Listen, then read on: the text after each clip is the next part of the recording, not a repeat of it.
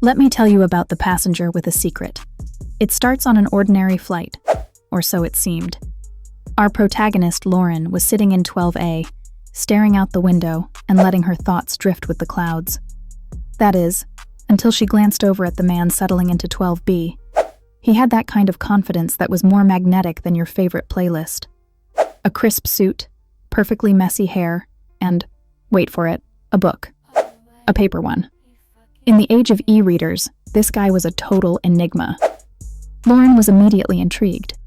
The flight attendant came by with the drink cart, and Lauren ordered her usual, a Bloody Mary mix. No vodka. Meanwhile, mystery man in 12B went for a scotch on the rocks. That's when he made that first move. He glanced over and said, "You know, you're missing the best part of that drink choice." And just like that, Lauren felt her cheeks warm. What was this? A cheesy pickup line? But he had the kind of charm that made her laugh instead of cringe. What followed was an in-flight conversation where time evaporated. He introduced himself as Daniel, a 35-year-old architect, or maybe something more romantic, like an art historian who restores castles. Anyway, Daniel had stories. He talked about his travels, about how hotels are just a box to sleep in, and nothing beats a place with history steeped in it. Lauren spilled about her job in marketing, her love of Hemingway novels, and her dream of becoming a novelist. One thing was clear: Daniel was fully engaged. His questions were thoughtful, his gaze intense, like she was the only person flying through the sky that day. But things took a turn when turbulence hit. Not airplane-level turbulence, that too, but something deeper. Daniel's phone buzzed on the tray table. He went pale for half a second. So fast Lauren would have missed it if she wasn't observing every reaction he had. He excused himself to the bathroom, clutching his phone like it contained answers to the meaning of life. Lauren's gut told her that something was up. While he was gone, she noticed the corner of something sticking out from under his seat. A passport. But it wasn't an American passport.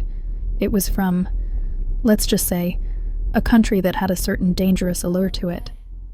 Lauren knew she shouldn't pry, but the curiosity practically clawed at her, asking her to flip those pages just once.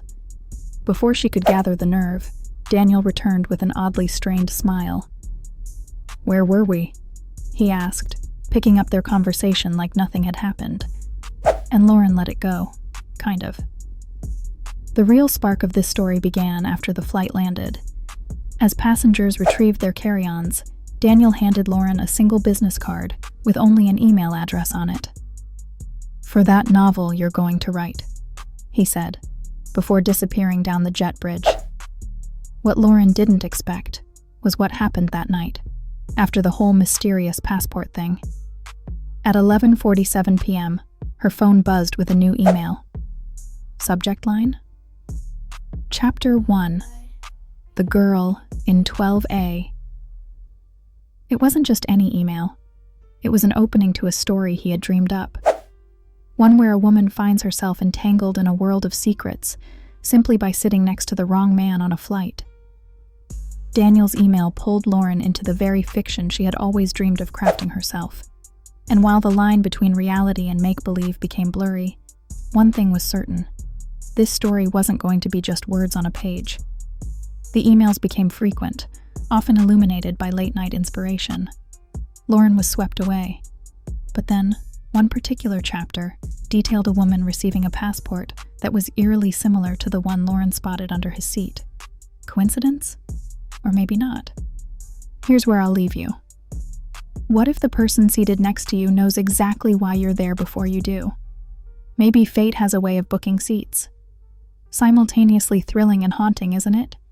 You tell me. Have a story just itching to be shared?